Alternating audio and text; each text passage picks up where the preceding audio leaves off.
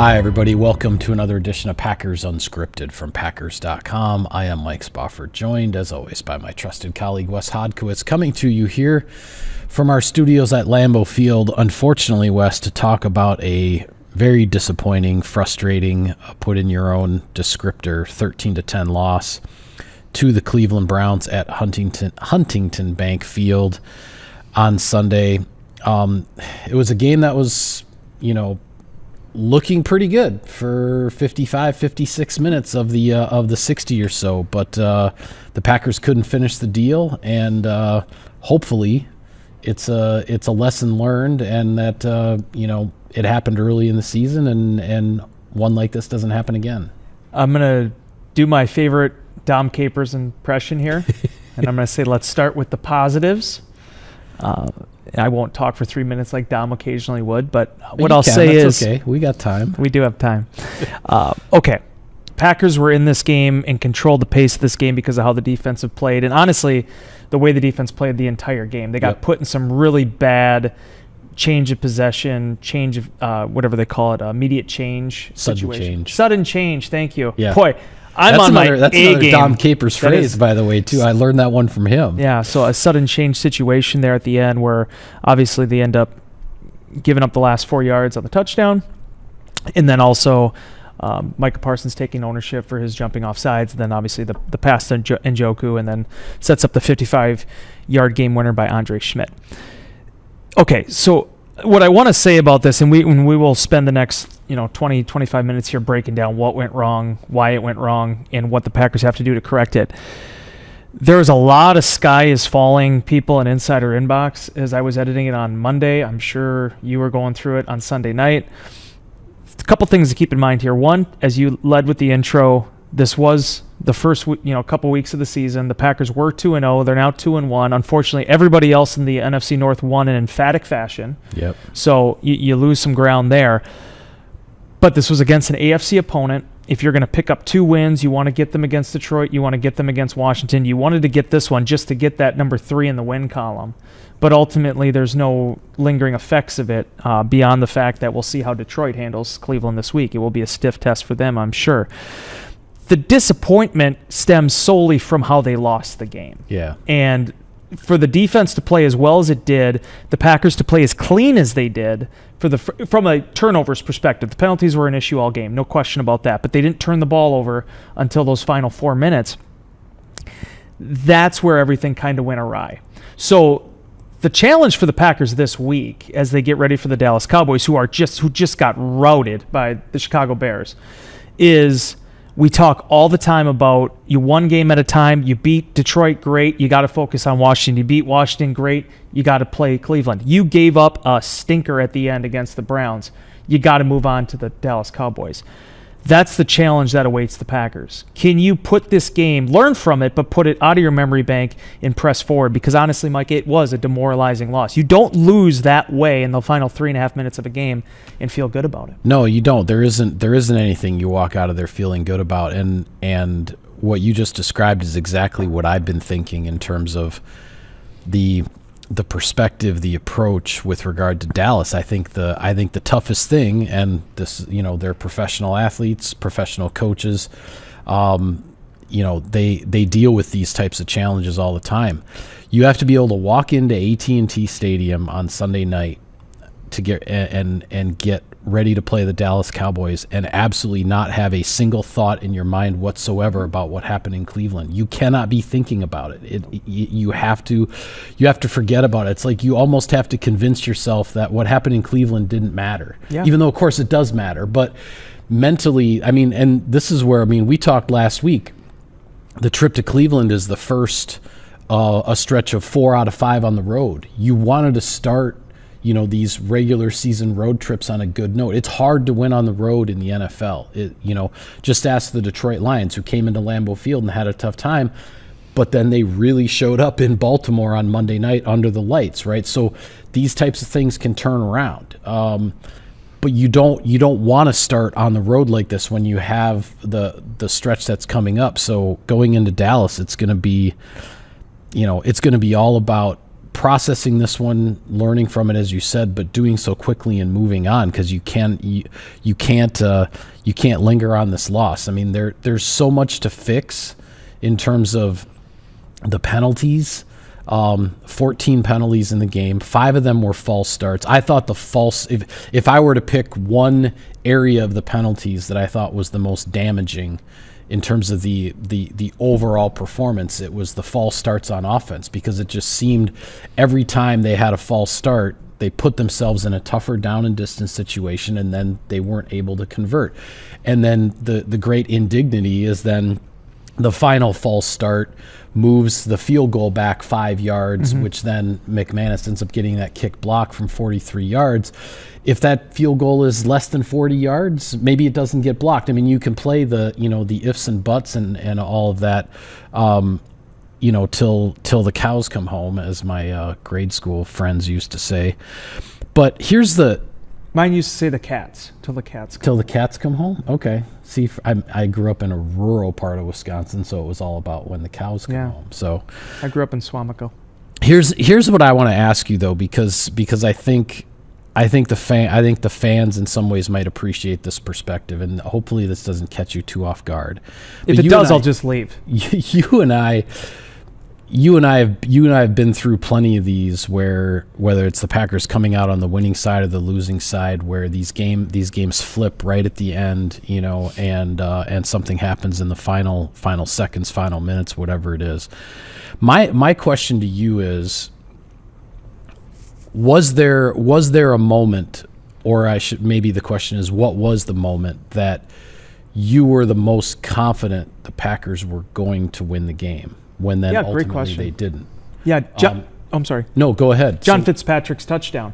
Because I felt like at that point in the game, it really was going to maybe take a touchdown to win it. Honestly, I think if the Green Bay Packers played that entire football game, even though they gave up some explosives there to Quinshon Judkins on one of the field goal drives, I felt like if the Packers made them go 75, 70 yards, the Browns were not going to be able to get to the end zone. I just didn't think the Browns were going to be able to stitch together that many plays without making a mistake or without a sack or a penalty. Shoot, they got to the 1 yard line and picked up a chop block penalty at one point. Right. So, the Packers were making them earn it defensively. So when they got the touchdown to John Fitzpatrick, I thought it was a very important, salient moment, because it wasn't just about that score. It's also that thing in the back of the minds of the Browns that would think, well, offensively, we can't get anything going. Defensively, this is where things started to unravel for us last week against Baltimore. If the Packers got that 10-point advantage, that's where I felt like, okay, we're good. The part where I started to feel, I'm not even joking with you about this, the part where I started to feel a little bit weird about it was when it started raining. And that had no impact on, maybe it did with the Josh Jacobs fumble, I don't think so, but it really had no impact on anything. But when it started raining, right after the Matthew Golden catch, something felt off to me then in that moment. I don't know what it was. It was, and I don't want to draw any comparisons to the 2014 NFC Championship game. These are two exactly different things. But it was sort of like the Morgan Burnett going down moment, where it was like, boy, if Golden's able to keep his momentum, stay in bounds, and head upfield, I mean, that would have been definitely the dagger. Even though I had plenty of people in my mentions saying that the Fitzpatrick touchdown was the dagger. So the beautiful thing about this is it's not one specific guy for why the Packers lost. It legitimately was all three phases. It was a few big mistakes, and obviously the penalties. You can't have 10 penalties or whatever it was in the fourth quarter and win. Yeah. But to answer your initial question, where I felt the best about it was definitely the John Fitzpatrick score. Yeah, and see, for me, and you mentioned it a little bit later on there in your discussion, for me it was the Matthew Golden catch. Yeah, now, yes, we all were hoping when we saw that, that he can stay in bounds and get upfield, and maybe he scores, or even if he's a little bit off balance but gets upfield, you're getting that much closer to field goal range where you could add some points, whatever the case might be. But with the game 10-0, and when the Packers were backed up on the 2-yard line, in my mind I was like, okay, this is a big moment right here. This series, just to get one first down and get out of this hole, and for Love to hit Golden down the sideline, down the right side on that 3rd and 8 from the 4-yard line, that's when I thought, okay, they're going to be fine. Like they've got this. But then, as you said, That's when it started raining.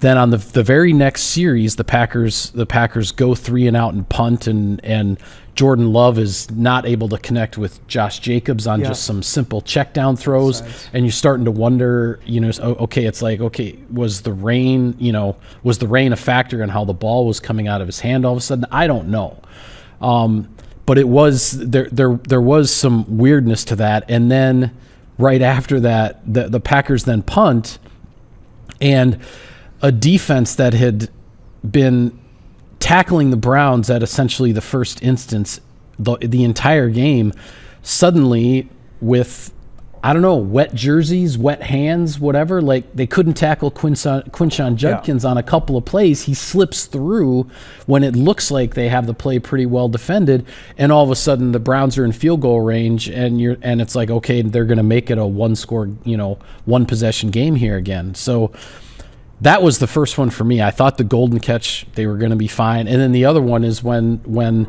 Tucker Kraft makes the catch and run up the right side late in the fourth quarter to get the Packers into field goal range. As I'm live blogging the game, I'm doing the math in my head with regard to the clock and the 2-minute warning and okay, like you can run this down under 30 seconds and kick the field goal to put yourself in the lead. And I thought they'd be fine there as well. But the breakdown in protection on the field goal, Shelby Harris, who I didn't realize until I was reading it in one of your stories, that he now has 6 blocked field goals in his career, is just a significant protection breakdown at absolutely the wrong time for the Packers there. And then the penalties again are rearing their ugly head on the Browns' final drive, where Parsons jumps off sides before the very first snap, gives them 5 free yards. And then even if the kicker misses the 55-yarder, he gets another shot from 50 because the Packers had jumped offside on the field goal as well. That was going to be penalty number 15 that only didn't become penalty number 15 because the kick was good. So it was just the way things went during the game. The Packers kept hurting themselves all the way along, and those same things hurt them at the end. And so those moments that you felt pretty good, like, okay, they're in good shape to be able to win this, and it just didn't happen. It's just another example. It's another example of how every game in the NFL is 60 minutes, and you just, I mean, even thinking back, we talked about it. I'm sorry, I'm going on a monologue. No, you're okay. I'm actually texting Garrett right now, so you're good. Yeah, with the construction noise. Our building manager. Yeah, construction noise. Love you, Garrett. Thank you. A little bit. But no, like we talked after the Washington game, and Matt LaFleur had even mentioned it a little bit in one of his press conferences a few days after the Washington game, that the Packers were very much in control of that game, but then suddenly Washington gets a touchdown and it's 17-10, and there's still plenty of time on the clock. And so a game that you've been fully in control of is just a one-score game. And if it's a one-score game with enough time on the clock in the NFL, you never know what can happen. Now, in the Washington game, the Packers answered. Yep. They drove back down the field. They got the points to reestablish the 2-score lead. And as we talked about, the Commanders never got the ball back, only down by the 1 score, right? Like, that actually didn't happen. Well, it did happen in the Browns game. Not only did they get the ball back, only down 1 score with the interception, but then they got the ball back again with a tie score and a chance to win, all within the span of the last few minutes. And quite frankly, the vast majority of that was self-inflicted. Yep. That's the most frustrating part about it is the Packers did the damage to themselves, and then the Browns simply took advantage of it. That's how I saw it. It's a great way to look at it, Michael, and I agree with you 1,000%. There's so many different levels and avenues to go down with this game, which is why I fully understand and appreciate where you're coming from, and you no need to apologize. The first and foremost, again, looking at positives, I'm just going to try to keep extracting positives from this. We once again learned that when the chips are down, my goodness, does Tucker Kraft come through. a remarkable job that he did in that instance. Yes, first off, Romeo Doubs draws the defensive pass interference, which was really important because with the way that Carl Schaefer's crew was calling it, it was getting really tight there. Yeah. Like any type of incidental contact, they're throwing the flag, and Packers saw that. They were able to use that against the Browns in that instance and got 20 yards out of it. Right. But then right after that, Tucker Kraft takes those low underneath, kind of concepts, and he's bowling through people to get downfield and get them in field goal position. When they got to the 20-yard line with the way that, or 22-yard line, with the way that Brandon McManus had been kicking throughout training camp, throughout the end of last season, I felt really good about it then. So I actually did. It felt like, okay, they're going to escape this thing. Right. But then again, it was the penalties kind of compounding a near fumble that they lost with Josh Jacobs. It's just there was always some negative type play attached to it. And to bring it back, if I may, with the Matthew Golden thing, because you're right. I mean, the biggest thing was just getting your tails off of the goal line to keep it going downfield. But there was something, again, I don't want to make this the Dom Capers episode, but I always remember Dom talking about the percentages of when you hit an explosive for over 30 yards, what your percentage chances are of scoring. They're extremely high. Yep. So it's not that necessarily the Packers should have gotten points out of that, but it's like when you get a 34-yard completion, you think that's going to be kind of what gets Cleveland to maybe be on its heels a little bit more, maybe to keep them a little bit more honest. And Green Bay just wasn't able to extract any more momentum from that. Ultimately, there's so many different things you can boil these things down to, and there's not one specific player, coach, position, anything that goes into this loss. But unfortunately, Green Bay, it was a multitude of different things happening. Injuries on the offensive line. The Packers trying to put their foot on the gas pedal when they're in 3rd and 3. Jordan Love getting picked off. Grant Delpit making a great play on the ball, but unfortunately returning it to the 4-yard line. And that was the short field position that Joe Flacco and this offense needed. Yep. And then my last point before I'll hand the microphone back to you, the Packers hit Joe Flacco 10 times. If you would have told me they were only going to actually sack him twice, both from Rashawn Gary, I wouldn't have believed you. But Flacco did, even though he had a 55 passer rating in this game thanks to that interception by Xavier McKinney before the end of the half, what Flacco did is what Phillip Rivers did so well. It's what Jared Goff at times has done so well. He got the ball out quickly, even when he was under duress. Whether it was a completion or not, by the way. There was plenty of times where he got hit and it was an incompletion. It's not like he just got away scot-free. Yeah. But the inability for Green Bay to get negative yardage plays out of Cleveland's offense were struggling as they were on the offensive side of the ball. 5 sacks, negative 34 yards, 14 penalties, 75 yards.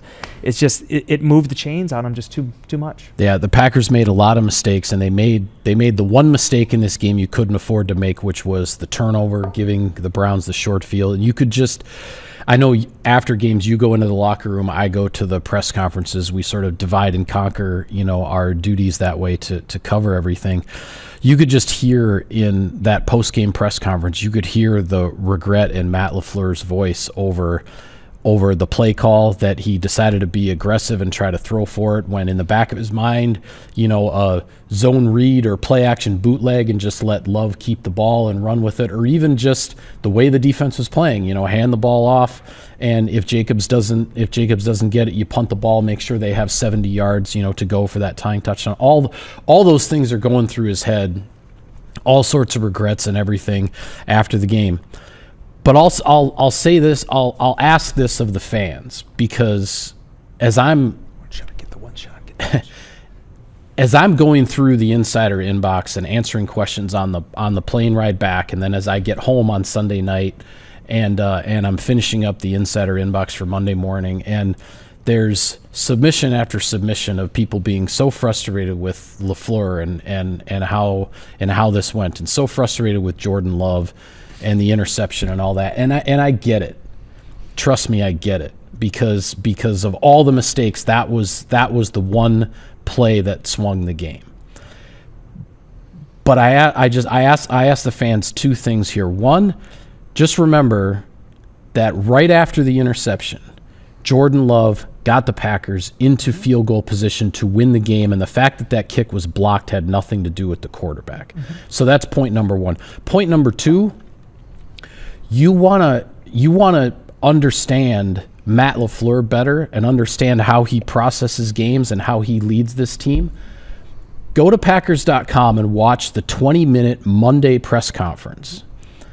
I'm making a comment on this on the Insider Inbox for tomorrow. Matt LaFleur's best press conferences are the day after a tough loss. Mm-hmm. He dives into all of the details. He goes over everything that he has seen, the shortcomings of his team, the players, the coaches, everything. He dives into all of it, and he gives the media and by extension the fans the best look into how they process these difficult moments. And that 20 minutes on Monday of Matt LaFleur at the podium answering questions, as a Packers fan, it's worth your time to check it out. Just watch the whole thing, watch how he talks about things and how he has reviewed it and he's processing it and getting the team to move on to the next game, which is where we started this whole discussion at the beginning of the show. Just want to put that out there. I love that you said that, and I agree with you wholeheartedly on what that Monday press conference is like and what a lot of those Monday press conferences have been like after difficult losses.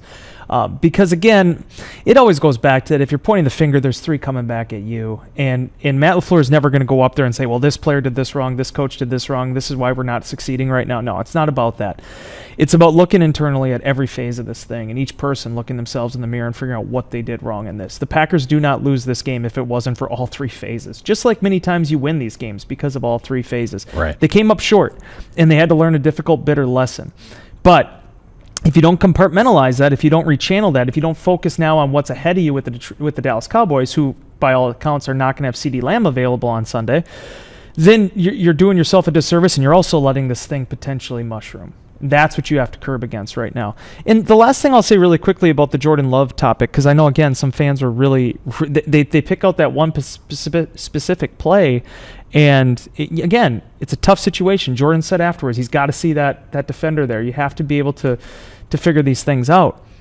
But at the same time, Jordan Love has played some really good football so far this season. And you're seeing more of what he looks like as a quarterback when he's healthy, using his legs, using his scrambling ability to extend plays, not just always operating from the pocket, being versatile, being multiple. And the thing that's impressed me the most is honestly how he's taken charge of the line of scrimmage now. It's not just that a call goes in there and, okay, this is what we're running. It's that he's trying to diagnose what the defense is giving him and getting Green Bay in potentially the best look, which is what the top quarterbacks have to do with where the game is headed and where things are at right now. And the last thing I'll say on this topic, too, depending on whatever else you want to discuss, the Cleveland Browns made a lot of plays, and no one ever wants to give the opponent credit. It's always about, okay, well, this is what we did wrong, and this person needs to be removed, and we got to bench this person, whatever. Harold Fannin Jr. would not be denied when he broke 3 tackles to get downfield. Quinshon Judkins, after being repeatedly stopped at the line of scrimmage, kept right. his fortitude and ended up having more than half of his yards on 2 carries of his 18. Right. Joe Flacco showed his veteran resolve. There was a lot of injuries on the offensive line for the Browns too. They stuck together. And defensively, Matt LaFleur said this as far as, maybe they overlooked the pieces around Myles Garrett. Honestly, I really don't think they did. I think that's him showing respect to the Browns and how deep they are with their defense.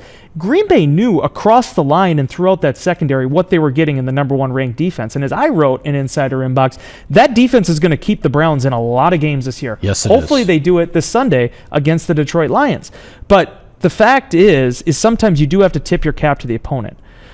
Last thing I'll say, because someone said in Insider Inbox again, well, why didn't Jordan Love do to Cleveland what Patrick Mahomes single-handedly did against the Giants? Well, not recognizing the Giants respectfully have the 31st ranked total defense right now. Yeah. And Cleveland might have given up as many yards in one game as the Giants have in, or the Giants may have given up more yards in one game than the Browns have in 3. I mean, it's remarkable. Sometimes you have to keep perspective on things. The Packers caught Cleveland at a tough time. Yeah. They got Judkins back. That was their offense, and it did just enough to get the win. Yeah, it was a tough day for the Packers offensive line with the false starts, with the pass protection, with the injuries, which we'll get to in a minute. Jordan Love had a handful, whatever you want to call it, of rough plays, but good defenses are going to do that to you. And unfortunately, the Packers' worst mistakes were at crunch time. And when you make your worst mistakes at crunch time, you have no time to make up for them. And they almost did, but then the special teams mistake with the blocked field goal ends up preventing you from escaping and getting out of Cleveland with a narrow victory. So Yeah, and the other thing is, too, with Jordan, I think that's probably the hardest thing for me to swallow about this is in a lot of ways, I thought he actually was pitching kind of a perfect game. He's dealing with a banged-up offensive line. He's not making mistakes. He's playing clean football. Then it's almost like he walked the batter and then he gave up the home run to not only lose the no-hitter, but the perfect game, but then the no-hitter, right, with the interception, because it tilted everything back in Cleveland's favor. And I don't know if I've ever covered a game, Mike. You have a few more seasons on me, but I don't know if I've ever covered a game where it was so obvious what had to happen for the Packers to win, and then for the scenario to play out in which they lost the game by those means. Yeah. And it's not that the Packers didn't realize it, it's that they fought a really difficult opponent, and the Browns just made plays when they had to and showed a lot of resolve for an 0-2 football team. Yeah, I would agree there. A couple other topics I want to get to, but we do need to pay some bills. So first, a word from our sponsors. Sirius XM NFL Radio delivers hard-hitting analysis and up-to-the-minute NFL news that true football fanatics need 24/7, 365. At Cousin Subs, we have something for everyone, like our Wisconsin cheese curds, mac and cheese, golden fries, and creamy shakes, all paired with your favorite sub or sub in a bowl. Cousin Subs, 50-plus years of better. Pit Boss Grills, the official grill of Packers tailgating at Lambeau or at your house. Take your game day to the next level with a Pit Boss wood pellet grill. Pit Boss Grills available at Menards. Hey Packers fans, we always knew Lambeau Field was a wonder, but now it's official. Learn more about all the wonders of Wisconsin at travelwisconsin.com/wonders. Welcome back to Packers Unscripted. Wes, we do need to update things with regard to injuries. So Zach Tom, he bowed out of the game after one play. Unfortunately, was not able to go when he thought he would be able to, dealing with that oblique injury. The bad news is it was the decision to play him. Matt LaFleur himself regretted it the way it turned out, that he really wasn't up to playing, and the Packers had to make adjustments immediately because of that. The good news is it doesn't sound like he did anything worse or did any additional damage as far as the injury is concerned. But where that leaves him, as far as his status for this week with the bye week coming up and all that, we'll just have to see how that shakes out. Left guard Aaron Banks also left the game at halftime with a groin injury, which LaFleur indicated was not the same injury he had been dealing with previously. So that is certainly concerning. And then Javon Bullard is in the concussion protocol. A very, I guess you'd say, hard helmet contact there in the fourth quarter of that game. Fortunately, after Bullard was down for a while, he got up. He was able to walk off the field under his own power and everything, so that was good to see. But he is in the concussion protocol at this point. You mentioned Tucker Kraft. It sounds like he came out of the game no worse for wear, which is good. Yeah, and as a paper of record, since the last time we shot this, Tucker Kraft suffered a knee injury in practice, was questionable for the game, and then ends up starting the game. That happened after our second show last week. I forgot all about So that. Packers have a major injury scare. Yeah. He's questionable, and then ends up playing 88% of the offensive snaps, and it sounds like came out of the game good. So kudos to Tucker Kraft. Yeah, came out of the game okay. And then Devontae Wyatt, whose injury I'm not sure what it is. It hasn't been specified. Apparently he left very late in the game on Sunday, but Matt LaFleur said that he is day-to-day, so nothing of any long-term concern there. You mentioned it quite a bit earlier. Everybody else in the NFC North won over the weekend, so the standings right now in the division, Packers, Lions, and Vikings are all 2-1. The Chicago Bears are 1-2. Minnesota gets a romp of a victory with Carson Wentz stepping in for J.J. McCarthy. The Detroit Lions, maybe across the board in the NFL as far as the first 3 weeks are concerned, the Lions might have posted the most single impressive victory in the NFL so far with going into Baltimore on a Monday night. 6-7. I got some thoughts on that. Going into Baltimore on a Monday night, rushing for over 200 yards, sacking Lamar Jackson 7 times, and putting up 38 points. The 38-30 final score does not really indicate how much Detroit took command of this game in the fourth quarter. For sure. And really put the Ravens away. Just a really impressive performance by Detroit. That is a team that, I mean, they've now scored, what would that be, 90 points in 2 games since the Packers defense gave them all they could handle in week 1 here at Lambeau Field. So plenty to watch moving forward there. And then, the Bears get off the schneid. Ben Johnson gets his first win as a head coach. They take it to the Dallas Cowboys. We'll talk about this more on our next show, but the Cowboys are going to take the field Sunday night against Green Bay with something to prove, because they walked out of Chicago like wondering what in the world hit them. And banged up. Frankly. Yeah, I mean, it'll be interesting to see what happens this week. We already got, Trevon Diggs, I think, is also banged up for them. And Booker on the offensive line. Booker was on the offensive line. Is also going to be out for this game. And we don't know where things are at with Kenny. Kenny Clark has the ankle injury coming out of that. There's really been no update on there, in addition to the fact that, as I mentioned early on, CeeDee Lamb not going to be playing this game because of a high ankle sprain. Okay. It's time for Wes's litany of thoughts. First and foremost, I need the Cleveland Browns from last week to show up against the Detroit Lions, this weekend. I need whatever the heck that was that the Baltimore Ravens put on the field, I need that to show up in December against Green Bay. The Baltimore Ravens defense is not the Baltimore Ravens defense anymore. That was embarrassing. They just collapsed in the fourth quarter. They completely fell apart defensively. I never have seen anything. I think the Ravens, are they dead last now in rankings for total defense? Yeah, they are. If you had ever told me there was a day that the Baltimore Ravens 409.5 yards allowed, and they played Cleveland. Yeah. They played Cleveland. My goodness, if they played any other team other than the Browns right now, what that could potentially be. So, and then there's these fumbling issues now with Derrick Henry. Yeah, Derrick Henry can't hang on to the ball. Lamar Jackson taking way too many sacks, and the Baltimore. I mean, it boggles my mind that a John Harbaugh defense just gave up over 200 yards rushing in a game. I'm completely flabbergasted by that. And by the way, not that this matters, no one cares except for me. David Montgomery, that last touchdown, caused me to lose my fantasy football game. So thank you, Baltimore defense. Yeah, it is what it is. That's a different topic for a different day.